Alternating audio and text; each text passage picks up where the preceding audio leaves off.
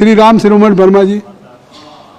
राष्ट्रपति महोदय, मैं आपके माध्यम से सरकार का ध्यान अति गंभीर विषय सरकारी कर्मचारियों के सामाजिक सुरक्षा हेतु पुरानी पेंशन व्यवस्था बहाल करने की तरफ दिलाना चाहता हूं। महोदय, आज उत्तर प्रदेश के 15 लाख कर्मचारियों ये विषय उठ चुका है। देश के लगभग आपके श्री धर्मेंद्र यादव जी ने विषय उठाया। बस जो सदन में एक विषय उठ जाता है प्राय उसको उठाया नहीं। सर लगभग 1 करोड़ शिक्षकों, कर्मचारियों एवं अधिकारियों के सामाजिक सुरक्षा के लिए मिलने वाली पुरानी पेंशन व्यवस्था को समाप्त कर नई पेंशन व्यवस्था एनपीएस लागू कर दी गई है और आपके 1 अप्रैल से एकीकृत पेंशन व्यवस्था यूपीएस भी लागू की जा रही है। महोदय, आपके माध्यम से मेरी मांग है कि महोदय सर बस मांग कर लूं, कर लीजिए। आपके माध्यम से सरकार से मेरी मांग है कि शिक्षकों, कर्मचारियों, अधिकारियों की सामाजिक और आर्थिक सुरक्षा हेतु पुरानी पेंशन योजना ओपीएस को जल्द से जल्द बहाल किया जाए और पेंशन की गारंटी भी प्रदान की जाए ताकि कर्मचारियों उनके आज तो बहुत धन्यवाद। 40 दिन कोई सांसद और विधायक रह लेता है, पूरे जीवन भर उसको पेंशन मिलती है। 40 साल कोई कर्मचारी नौकरी करता है, उसकी पेंशन आपने खत्म कर दी। पेंशन तो छोड़िए, कर्मचारियों की चर्चा होती है। पूरे देश के कर्मचारियों की एक ही मांग है, पुरानी पेंशन की बहाली की जाए, पुरानी पेंशन की बहाली की जाए। और आप नौकरियां कैसे दे रहे हैं नौजवानों को? मान्यवर 35,000 रेलवे भर्ती के लिए 1 करोड़ नौजवानों ने उसमें फॉर्म भरा और उसके बाद जब उसका परिणाम आता है उसमें घोटाला और गड़बड़ी की जाती है। जब वो नौजवान सड़क पर नौकरी मांगने के लिए निकलते हैं, उनको लाठियों से पिटवाया जाता है प्रयागराज में, उनको पटना में लाठियों से पिटवाया जाता है। घर में घुस के लाठियों से पीट पीट के आप नौकरी दे रहे हैं, आंसू गैस के गोले छोड़ छोड़ के आप नौकरी दे रहे हैं। अपने सांसद, अपने विधायक, अपने नेता से कहो ना हमारे लिए बोले। आप उसके लिए रोल लड़ते हो। एक नया मुद्दा आदा दिया गया, उस पर लड़ो, फिर दूसरा मुद्दा ला दिया, उस पर लड़ो। अरे मुद्दों की बात कब होगी भाई? जैसे मुद्दों की बात माननीय सांसदों ने किया अपना, सदन चलते चलते एक दिन अचानक मिनटों में काम पूरा कर लिया।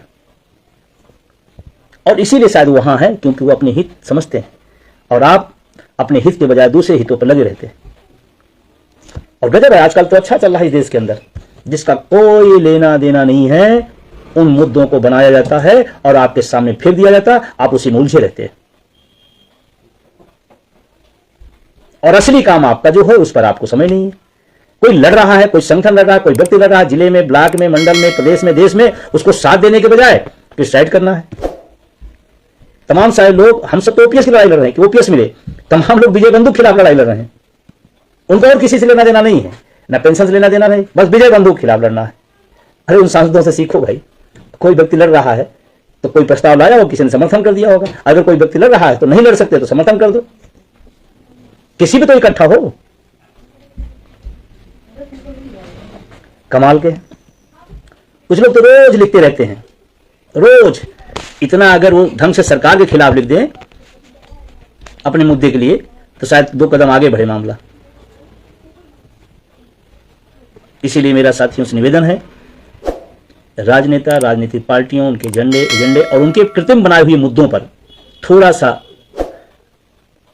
हमारे तमाम पढ़े लिखे साथी, गांव के लोगों को और अनपढ़ लोगों को बदनाम बेमतलब किया जाता है। मैं तो देख रहा हूं उन अनपढ़ों से ज्यादा पढ़े लिखे लोग बेमतलब चीजों में उलझे हुए हैं, जिनका कोई लेना देना नहीं, उलझे हुए हैं। तो कम से कम अपनी विवेकशीलता लाइए और अपने मुद्दे के लिए पीछे छोड़ करके खड़े हो जाइए। और ये जो 1 मई को होने जा रहा है दिल्ली में, मैं सारे देशवासियों से निवेदन करना चाहता हूं, अपने हकों के लिए निकल लीजिए, गठरी बांध करके आ जाइए, खड़े हो जाइए। इस जवानी में बुढ़ापे की लड़ाई को लड़ लीजिए, अन्यथा बुढ़ापे में न हाथ काम आए, न पैर काम आएगा, न कोई काम आएगा। तब उस समय पछतावा होगा कि हम तो उसमें लड़ने लायक थे फिर भी नहीं लड़े। किसी का इंतजार ना करिए, आप खुद अपने बीच में लोगों के पास जाइए, खुद लोगों से कहिए, 1-2 गोल बनाइए और पहुंचिए दिल्ली 1 मई को। उत्तर प्रदेश सफाई कर्मचारी संघ अटेवा के साथ। धन्यवाद। किसी का इंतजार न करिए। और खास करके बुद्धिजीवियों से मैं एक बात फिर कहना चाहता हूं, मेरे संगठन का पत्र नहीं आया, मेरे नेतृत्व ने कुछ कहा नहीं, मैं तो जाऊं कि ना जाऊं।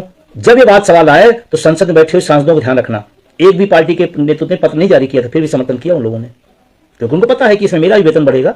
पक्ष हो विपक्ष हो, सब एक।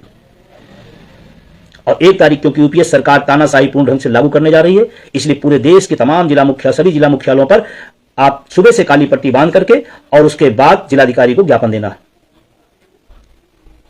और आपको फक्र है अगर किसी सांसद के पीछे आप घूम रहे हैं तो आपसे कहिए कि सदन चलता रहेगा, आप हमारे मुद्दे पर बहिष्गमन करिएगा, सत्ता हो या विपक्ष हो। 1 अप्रैल को सदन में बहिष्गमन करें।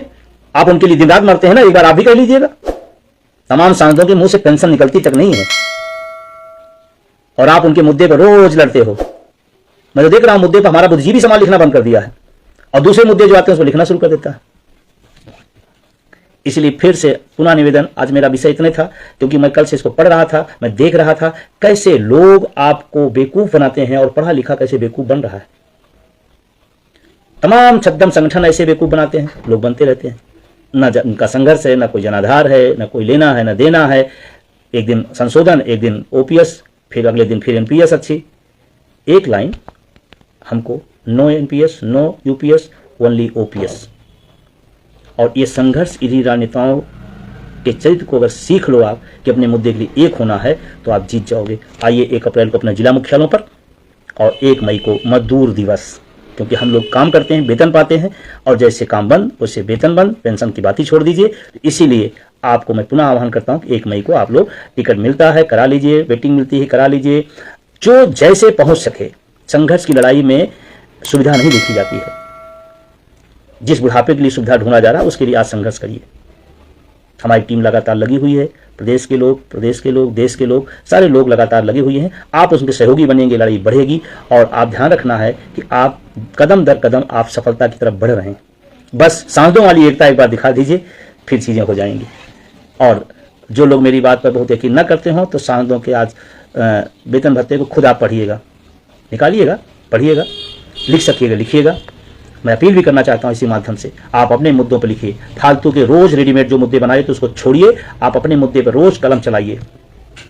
पदों की लालसा, गुटों की लालसा और महत्वाकांक्षा की लालसा छोड़कर पेंशन की लालसा में लगिए, वही आपके लिए शुभकर होगा, अच्छा होगा। आप सबने सुना, अच्छा लगा, शुभरात्रि। लेकिन मैं पुनः निवेदन करूंगा कि आप इस फेसबुक को फॉलो करिए, अपने ग्रुपों में पहुंचाइए, अधिक से अधिक लोगों तक बात पहुंचे, जागरूकता लाइए कि जिस देश की जनता जागरूक होगी उस देश का कोई व्यक्ति बाल बांका नहीं कर पाएगा। अन्यथा अगर जनता गलत रास्ते पे चली जाएगी तो जो मर्जी आए वो लोग करते रहेंगे। इसीलिए हमारी आपकी जिम्मेदारी ज्यादा है कि हम कम से कम मुद्दों पर टिकें। मुद्दा है शिक्षा, चिकित्सा, रोजगार, पुरानी पेंशन, ये है हमारे मुद्दे। बेरोजगार लोग घूम रहे हैं, वैकेंसियां खाली पड़ी हुई हैं, वहां भी एक दिन एकता दिखा दो भाई माननीय सांसदों कि भाई जितने इस देश में सरकारी पद के वैकेंसी खाली हैं आज का आज भरा जाना चाहिए। क्यों नहीं भरे जाते हैं?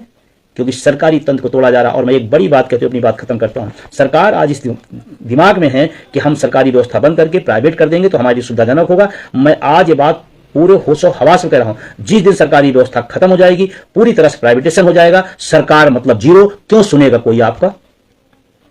सरकारी कर्मचारी इसलिए सुनता है क्योंकि आपके बंधन में है। जिस दिन बंधन से बाहर होगा आपकी क्यों सुनेगा? कोरोना उसका उदाहरण है। एक जिले के जिलाधिकारी लिखते रह गए प्राइवेट हॉस्पिटलों को कि आप खोलिए, इलाज करिए, आप खोलिए। उन्होंने कहा क्यों? मैं अपने जीवन से लिए हूं, मैं नहीं खोलना चाहता हूं, मुझे खतरा है। अब हमें बात नहीं कर सकते। लेकिन उसी दौर में नर्स, डॉक्टर्स, राजस्व कर्मचारी, सफाई कर्मचारी, पुलिस व्यवस्था, तमाम लोग, सब लोगों ने अपना काम किया और उस बेहतरीन दौर के काम के लिए 18 महीने का डीए सरकार आज तक नहीं दी और अपना 22 महीने का एरियल लेने की तैयारी कर दी है। अप्रैल 23 से बढ़ी हुई चीजें लागू होंगी, मतलब 2 साल पीछे। और आपका सबसे बेहतरीन टाइम में किया हुआ काम 18 महीने के डीए के लिए सरकार बोलती पैसे नहीं है।